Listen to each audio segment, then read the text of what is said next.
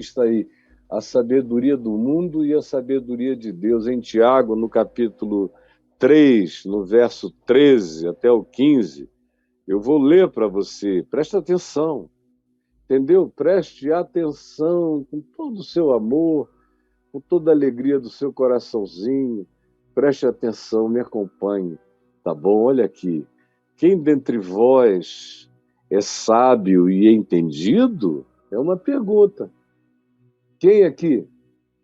Ei, quem aqui se apresenta ou se alegra ou carrega assim aquela superioridade comunitária, ou pode ser começando na família?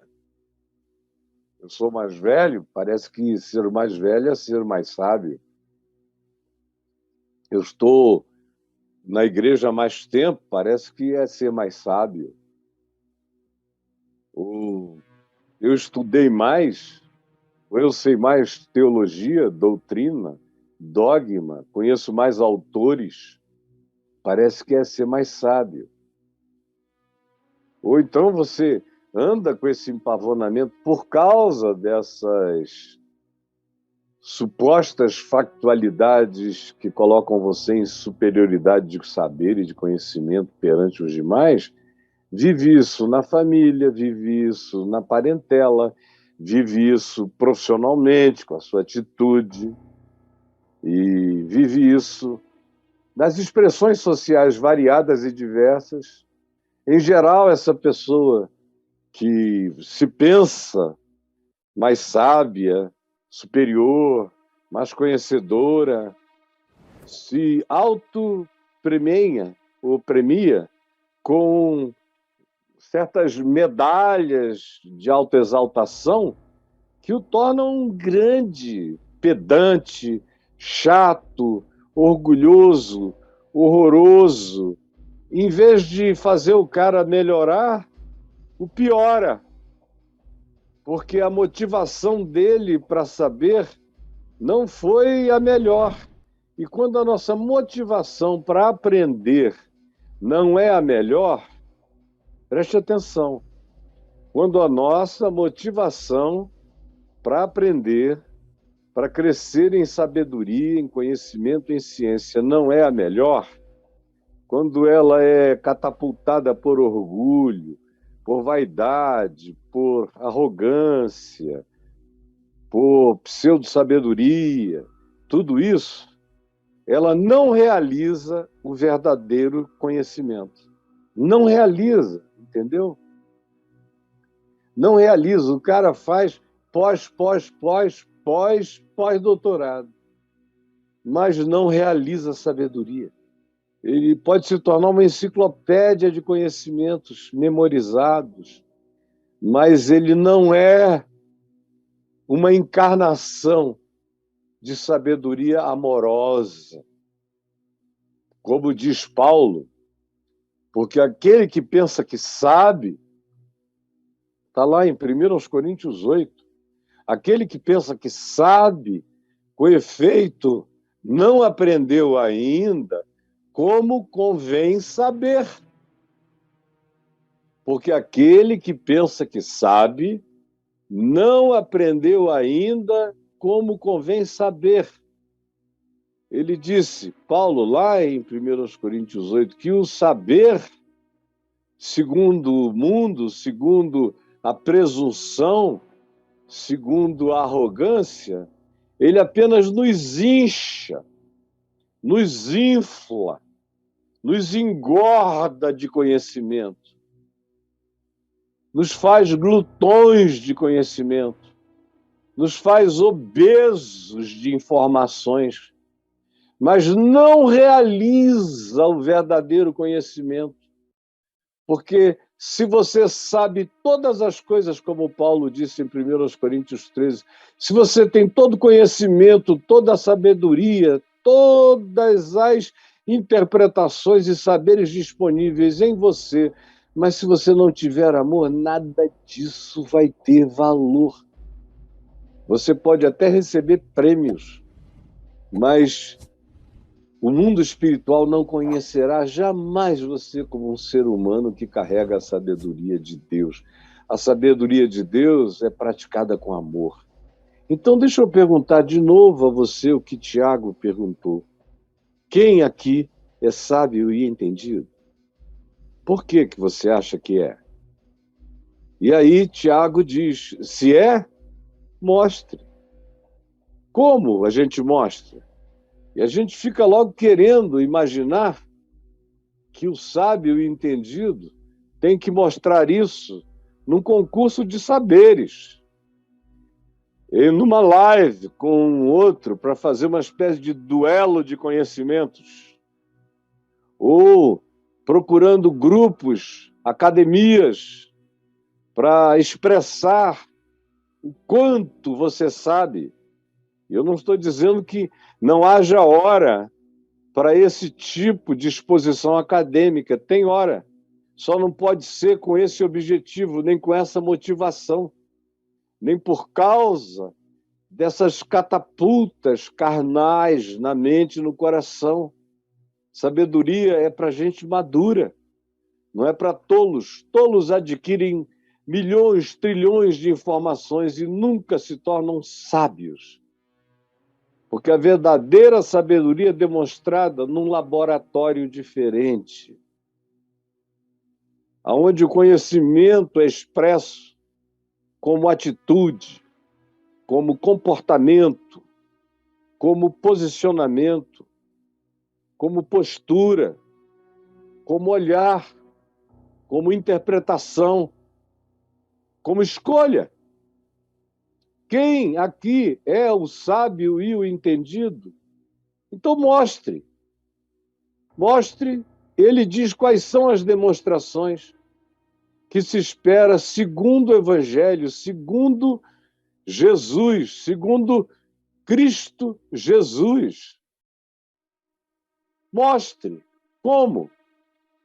Curando doentes, profetizando, gritando, fazendo demônios correrem, você correndo atrás. Mostre como. Desenvolvendo alguma coisa no laboratório e ficando morto de soberba pessoal porque desenvolveu isso. Aí você ainda é um menino. Mostre a verdadeira sabedoria. Primeiro em mansidão. Mansidão de sabedoria. Porque senão o suposto sábio, a primeira coisa que acontece com ele é ficar arrogante. É perder o bom senso. Estranho, não é? Sábios sem o amor são sábios sem mansidão. Sábios sem mansidão são sábios sem bom senso. São apenas acumuladores de conhecimentos que não podem ser medidos pela atitude, pelo comportamento, pela sensatez relacional, pela postura que grita o seu saber espiritual até no seu silêncio. Mostre em mansidão, numa sabedoria mansa, sem arrogância, sem a vaidade do saber. Mostre, mediante condigno proceder. Mostre, pelo seu modo de viver, de entrar, de sair, de falar, de responder, de não responder, de silenciar, de acolher, de socorrer, de abraçar ou de não abraçar, de discernir o tempo, o modo, a hora. A verdadeira sabedoria sabe o tempo, sabe o modo. Mediante condigno proceder, mostre, demonstre, mediante as suas obras, mediante as suas ações, mediante o fruto. A verdadeira sabedoria é dom de Deus e dá o fruto do amor, da alegria, da paz, da bondade, da fidelidade, da lealdade, da justiça, da mansidão, do domínio próprio. Senão não é sabedoria, é só conhecimento, é só informação, é só enciclopedicismo. Não passa disso. Mas a verdadeira sabedoria é demonstrável e só é perceptível pela manifestação da vida. A verdadeira sabedoria quer ser encarnada em mansidão, de sabedoria, de postura, mediante um proceder condigno, que seja digno da sensatez, do bom senso, da lucidez. E mediante a prática, a concreção, a realização de boas obras, de frutos do Evangelho, nas práticas da vida.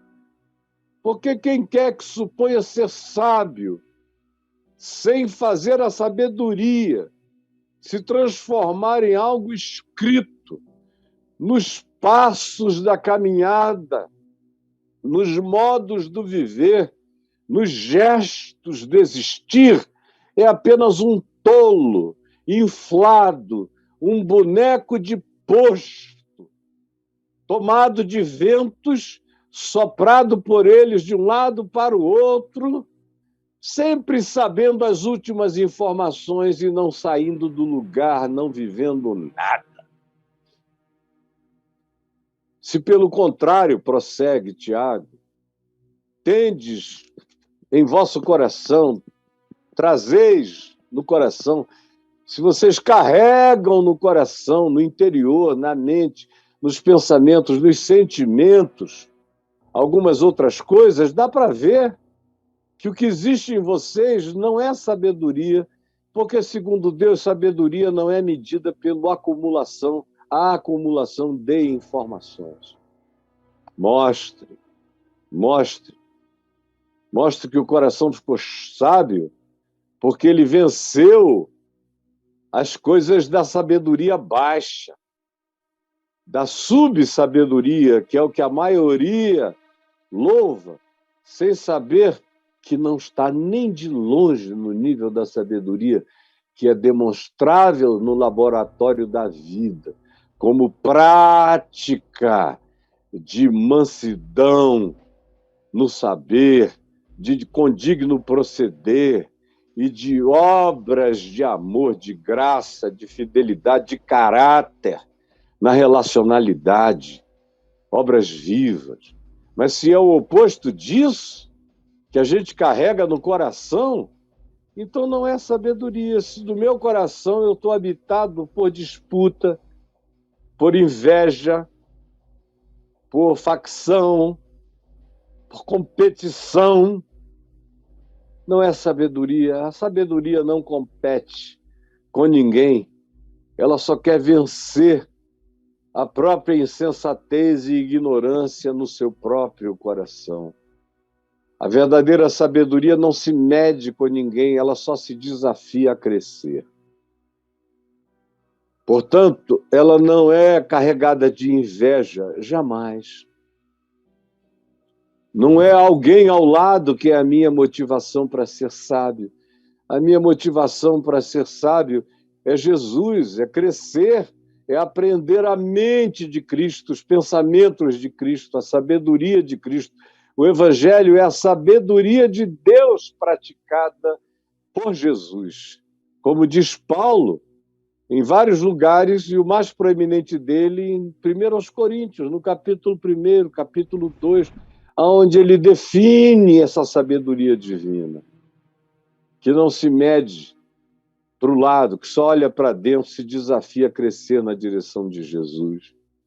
A verdadeira sabedoria não habita o coração amargurado. Gente amargurada nunca será sábia. Eles podem aprender mais do que todos os mestres têm a ensinar, mas a sabedoria jamais o habitará, porque a amargura não deixa chão fértil para a sabedoria crescer. Num coração amargurado cabem muitos e todos os saberes possíveis, mas não cabe uma gota de sabedoria. O que o amargurado faz com o que ele aprende é arrogância, é ofensa, é competição, é humilhação. O amargurado não sabe ser sábio porque a amargura impede a prática da sabedoria.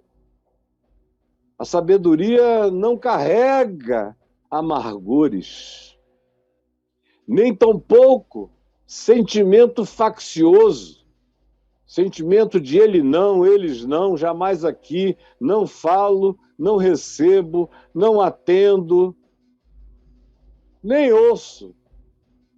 Não dou a chance de que a pessoa tenha mudado, tenha se convertido, tenha se alterado, tenha melhorado, e nem me dou a chance de, em ouvindo até a questão daquele que me provoca, não me dou a chance de aprender com a dúvida dele, com a questão dele, ou até com a cretinice dele.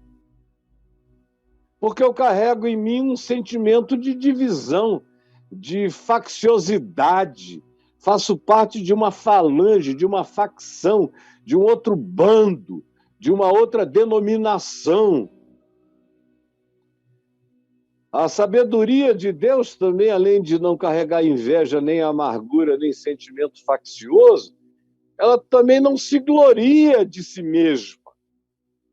E nem de ser como ela. Ela não diz eu nasci assim, vou morrer assim, aprendi isso na minha família, é um princípio muito caro para mim. Isso que vocês chamam de orgulho foi uma educação familiar, como eu vi outro dia alguém perguntando a uma eminente figura da nossa história, muito arrogante, por que ele era assim? Aí ele disse, eu nasci assim, fui educado para ser assim, e não ser assim é negar a minha cultura. Aí a pessoa falou, mas é que para a gente aqui, a sua atitude parece ser uma atitude de uma altivez arrogante. Aí ele falou, mas é só a minha educação. Vai morrer feio, porque ele diz que nasceu assim, que é a natureza dele. Portanto, não se glorie de ser como você é. Não feche o telhado da sua casa, ela está em construção, ela pode subir, o pé direito dela pode se elevar imensa e infinitamente, mas ela terá teto, e o teto será baixo. Se ela viajar entre a inveja, a amargura, o sentimento faccioso e essa autoglorificação de quem você é. Sendo assim, saiba, tenha pelo menos essa sabedoria mínima de entender, como diz Tiago, que você está mentindo contra a verdade, que você não quis se enxergar até hoje, até agora. Está cego, cego pelo tapume, cego pelas vendas da falsa sabedoria, do falso conhecimento, da falsa teologia, da falsa doutrinação, da falsa sabedoria, do falso saber.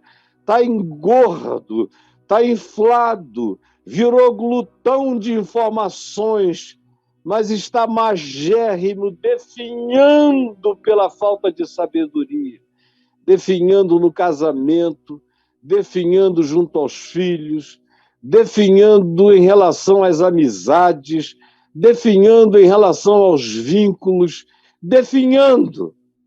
O que tem parece aquele tal de megamente. É só um cabeção, mas não tem um coração maior do que a cerebração. Por isso se jacta de ser o arrogante de conhecimentos, mentindo contra a verdade, chamando isso de sabedoria, quando isso é apenas o prêmio da insensatez. Aí Tiago prossegue dizendo: esta não é, esta não é, presta atenção, esta não é, esta não é. Nesse tipo de vida não cabe o que a gente pode chamar de sabedoria de Deus. Esta não é. Eu acho isso tão lindo, essas expressões simples dos apóstolos, sem sofisticação, só direto no tutano, no osso, no nervo. Esta não é. Esta não é. Tudo isso que eu descrevi até aqui, ele conclui dizendo: essas coisas todas não são, não tem nada a ver com a sabedoria. Esta não é a sabedoria que desce lá do alto. A sabedoria sublime, a sabedoria perene, a sabedoria que dura e que é aplicável em todos os tempos, eras e gerações. A sabedoria atemporal, a sabedoria que cabia nos momentos mais primitivos da sabedoria humana, e houve aqueles que a praticaram, mesmo não sendo entendidos, jamais foram, ou no auge dos momentos clássicos da filosofia. Os grandes filósofos não foram os que pensaram e falaram só.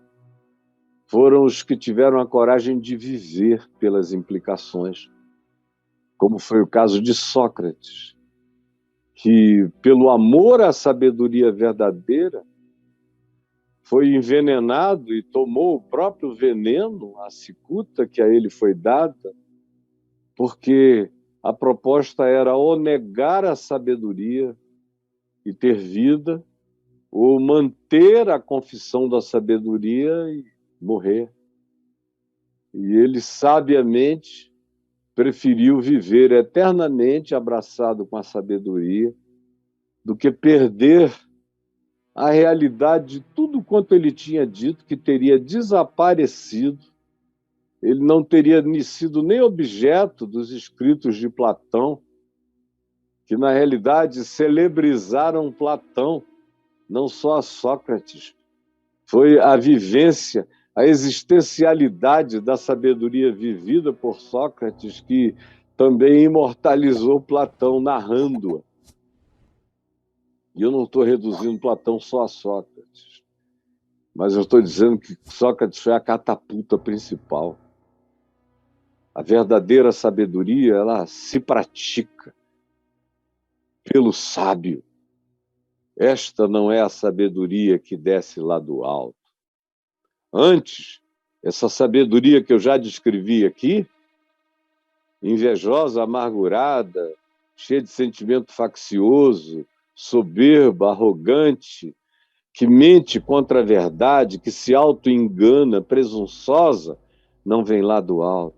Antes, ela é apenas terrena, ela é animal, ela é demoníaca.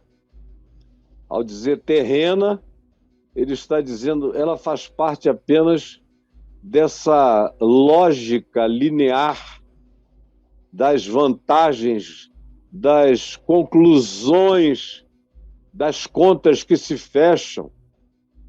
Soma 2 e 2 são 4, então é aqui que eu fico. Mas a sabedoria diz, é verdade, 2 mais 2 são 4. Mas a gente com 4 pode socorrer 8, pode socorrer 10, pode socorrer 12. A sabedoria terrena faz a conta e diz, só dá 4, quem não coube nos 4 fica de fora. E sai ainda se auto-justificando, eu fiz o que as contas determinavam. Eu só fiz até onde a lei determinava. Eu segui a lei, mas a sabedoria que vem lá do alto, ela é maior do que a lei. Todas as leis. A sabedoria que vem lá do alto, ela é plena de outras coisas que são infinitamente maiores do que regulamentos terrenos, do que legislações terrenas. Não para a nossa prática, mas para o olhar compreensivo da dificuldade do próximo. A sabedoria lá do alto não mede a vida apenas a partir da linha terrena do horizonte. A sabedoria de Deus não é animal, não é a sabedoria do leão, nem tampouco a do elefante, que é tão sábio entre os animais. Não é a sabedoria das aves, não é a sabedoria do predador, não é a sabedoria daquele que pelo tamanho ou pela força se impõe contra a natureza sem limites. Não é a sabedoria dos monstros da terra que não ficam saciados jamais e que acumulam, acumulam, acumulam como nem fazem os animais. Os animais são predadores para comer e uma vez de barriga cheia não acumulam nada. Os animais praticam o pão nosso de cada dia, nos dá hoje, esperam a próxima provisão. Não entesouram para si, como diz Jesus, não constroem celeiros, creem na provisão. Então, a nossa a sabedoria é pior do que terrena, é pior do que animal, é também animal, porque é predatória, é competitiva, é a sabedoria da vitória dos mais fortes sobre os mais fracos, que seguem adiante dizendo: eu não tenho nenhum compromisso com a fraqueza dos outros. Eu cuido de mim mesmo, e acharia muito bom que todo mundo fosse egoísta. Como semana passada eu vi um suposto sábio brasileiro dizer, e eu já ouvi muitos espertalhões universais darem aula de conhecimento, falando da necessidade mínima de você carregar esse espírito da sabedoria predadora animal. Que sem um mínimo de predatoriedade não tem sabedoria que coloque você adiante. E aí Tiago diz, essa que a gente encontra sendo estimulada nos cursos, por muitos coaches hoje em dia, por uma quantidade enorme de livros, e que te estimulam supostamente a se tornar sábio, mas a melhor alternativa é transformar você num espertalhão, num astuto, num indivíduo que tem uma segunda agenda sempre, esperando a hora de pular em cima, de dar o bote, de dar o golpe, e chamam isso de sabedoria, porque o cara sabe esperar a hora de atacar, porque a Bíblia dele é a arte da guerra, porque o guru dele é Maquiavel. Então, se chama esse cara de sabedoria no mundo político. Esse é o grande sábio, que diz a hora de morder, de ferir, de apunhalar. Esse é glorificado. Esse tem carreira longa, longa, longa no que faz. Mas saiba, ele é apenas um ser de sabedoria terrena, animal e demoníaca. Esse saber é emulado por demônios, por forças espirituais do engano, que enganam o próprio indivíduo, que mente contra a verdade nele mesmo, e engana o outro, como Paulo diz, escrevendo em 2 Timóteo, no capítulo 3, eles seguem enganando e sendo enganados, seguem enganando e sendo enganados, porque quem engana se auto-engana, quem engana se auto-engana. Não esqueça isso, repita comigo, quem engana se auto-engana. Essa sabedoria demoníaca, e se é a sabedoria do demônio, ela é sempre algo que te destrói. O demônio não faz relações pacíficas com os humanos. Mesmo aqueles que conscientemente a ele se entregam serão devorados, porque a força demoníaca te engorda, te alimenta, te ceva para te comer na hora do banquete do inferno, bem gordinho, no dia da calamidade que chegará indubitavelmente. Pois onde há inveja, olha para mim aqui, pois onde há inveja, presta atenção, não é preciso pregar, é o que eu tenho feito aqui, é só explicar o óbvio.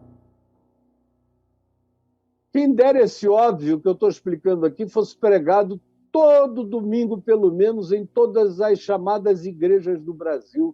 A gente ia ter uma outra igreja em pé na sociedade, diferente dessa coisa louca, dessa meretriz ensandecida que se chama de igreja à nossa volta, que é cheia de tudo, inchada de tudo, menos de sabedoria lá do alto. Pois, aonde há inveja, e me diga, se no seu grupo de sábios religiosos não está cheio de inveja. Eu lido com eles há praticamente 50 anos, todo dia. E a coisa que mais me admira é quando eu encontro pessoas sem nenhuma inveja, que não se medem nunca, são raros e são livres. A gente os conhece porque eles são sinceros, livres. Eles respondem a tudo que são perguntados, eles não escondem. Eles abrem o coração, eles falam com verdade, com sinceridade. Quando eu digo eles, são todos, elas, e quem mais você queira incluir em todos. A sabedoria, lá do alto, ela não carrega essa inveja, nem sentimento faccioso. Porque aonde quer que esse tipo de espírito invejoso e de sentimento faccioso, comum na sabedoria terrena, animal e demoníaca, aonde quer que a gente cultive isso como valor, como significado, preste atenção, aí há. Não é haverá, aí há, com certeza, aí há confusão. Aí há confusão. Você sabe perfeitamente aonde não há sabedoria, avaliando só a confusão. Olhe em volta, porque você chama de cristianismo e você vê o quê? Sabedoria ou confusão? Confusão. Aí há confusão. E aí há toda espécie de coisa ruim, de sentimento ruim, de postura ruim, de interpretação ruim, de atitude ruim, de ódio, de raiva, de intolerância, de disputa. Como é que alguém pode melhorar sendo tão ruim, tão perverso, tão maligno, tão demoníaco, e ainda se arroga a dizer que se aumentarmos no mundo a presença desse grupo, o mundo vai ficar melhor? Quando? Nós temos mais de 1.700 anos da demonstração de que essa prática, que é praticamente o script do cristianismo, não melhorou nada em lugar nenhum, matou muitos bilhões e destruiu conhecimentos, sabedorias, queimou bibliotecas, acabou com saberes, fez loucuras, eliminou os inteligentes, glorificou os estúpidos no curso da história, porque oriundamente desse ambiente não pode haver nada que não seja mexido pela colher de pau da confusão e toda espécie de coisas ruins. Agora veja a diferença. A sabedoria, porém,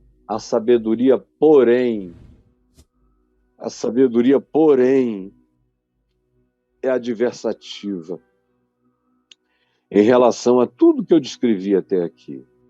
E agora, Tiago começa a dizer o que é a sabedoria, lá do alto, que vem de Deus, a sabedoria de Cristo Jesus, a sabedoria do Evangelho de Jesus, o Cristo, a sabedoria da palavra encarnada em Jesus, filtrada por Jesus, a palavra eterna, que é o Evangelho perene, a sabedoria que vem de cima.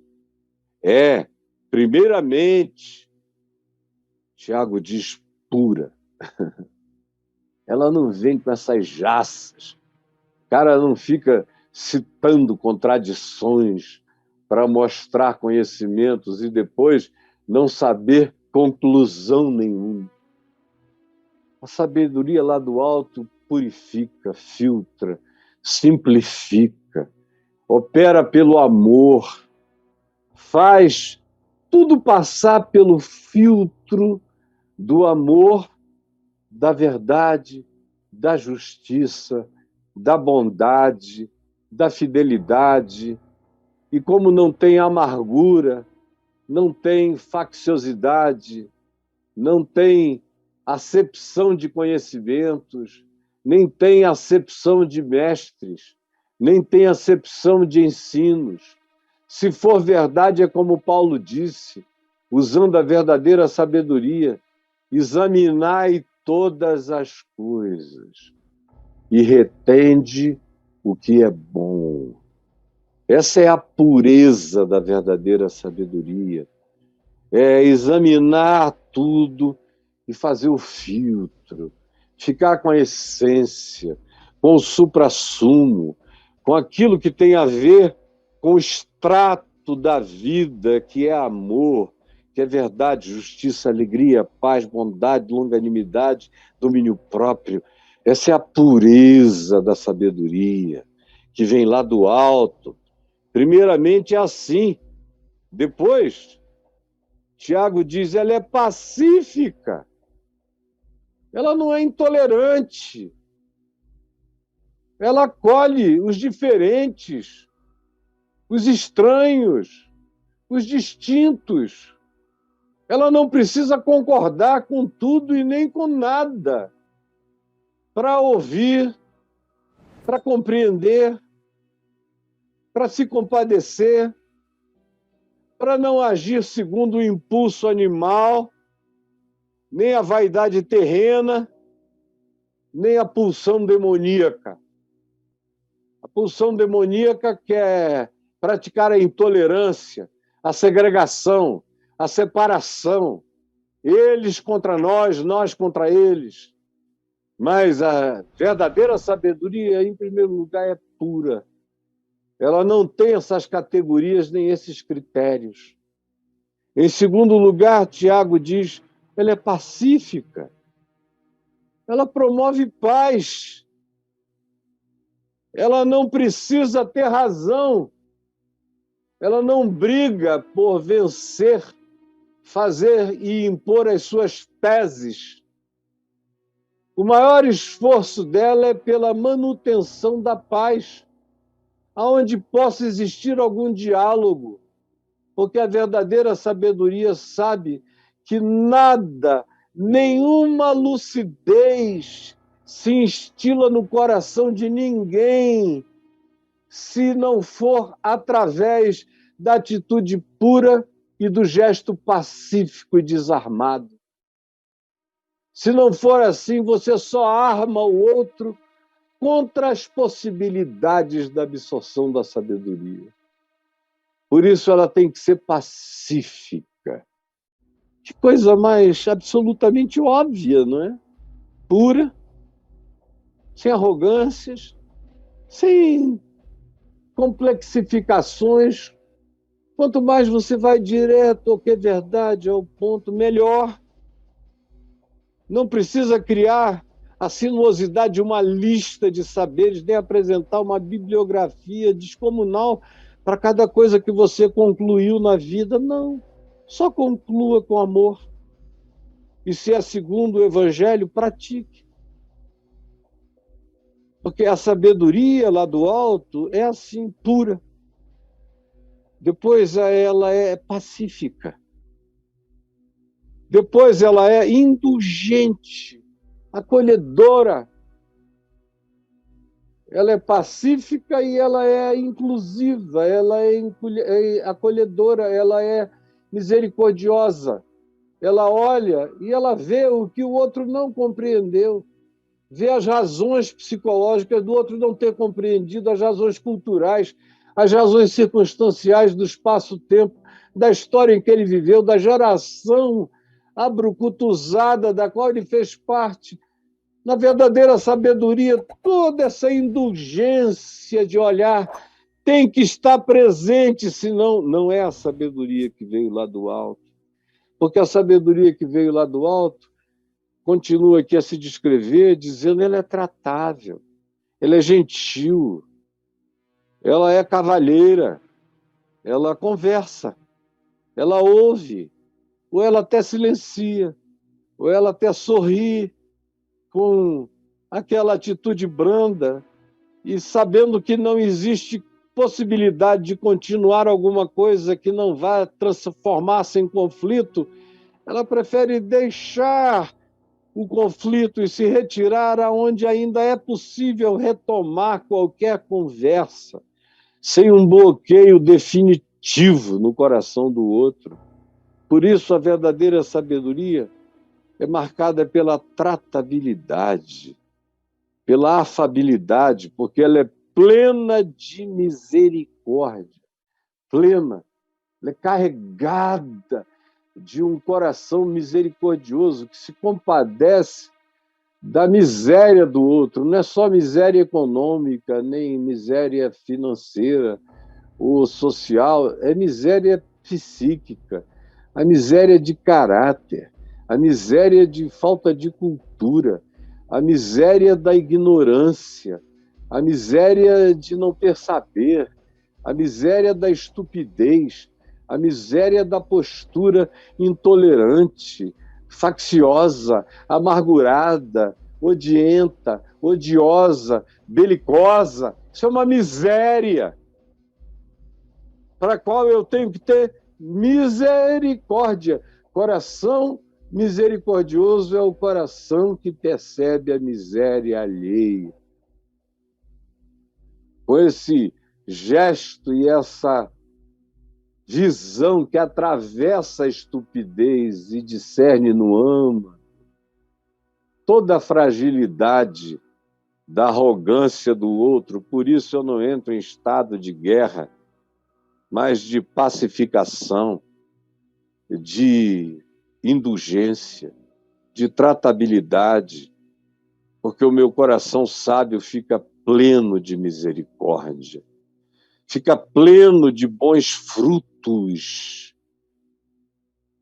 dá bons frutos, coisas comestíveis. O coração sábio não envenena a alma de ninguém. O coração sábio não envenena a alma de ninguém, não produz frutos venenosos. Ao contrário, produz bons frutos. A verdadeira sabedoria só produz bons frutos porque ela é imparcial, porque ela ouve tudo, considera tudo. Ela procura e não desconsidera a possibilidade de haver verdade em nada, nem em ninguém, nem em coisa alguma. E como ela é pura, ela filtra tudo. E como ela não é nada além de pacífica, indulgente, tratável, plena de misericórdia e de bons frutos, ela é imparcial. É uma sequência óbvia. E também, por causa disso tudo, ela não tem máscara. Ela não finge sabedoria. Ela é sabedoria. E as pessoas veem, notem, sentem. Notam e sentem. Exala-se essa sabedoria. O silêncio dela é gritante. instantemente perceptível. Essa é a sabedoria que vem lá do alto e que é sem fingimento. Ora, e aqui eu concluo, é em paz, é em paz. Não existe sabedoria que não procure a paz. Sabedoria que diz que está na hora da guerra, está na hora da espada, está na hora da raiva, está na hora do ódio, está na hora da vingança, está na hora do oportunismo. É a sabedoria demoníaca, animal, perversa, maquiavélica, que te ensina a atacar na hora certa pelas costas, a liquidar sem o outro nem notar. Essa não é a sabedoria lá do alto. A sabedoria de Deus é praticada e é vivida em paz. Em paz, é em paz que se semeia o fruto da justiça.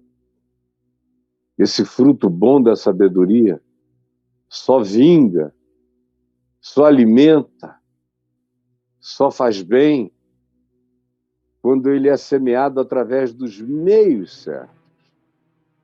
Por isso, os fins não justificam os meios. E aqui, a pacificação é o modo operandi dessa sabedoria. É através da paz que a gente a pratica, que a gente a exerce, que a gente a semeia, que a gente a compartilha, que a gente a distribui. Essa é a mídia da sabedoria, é a prática da paz.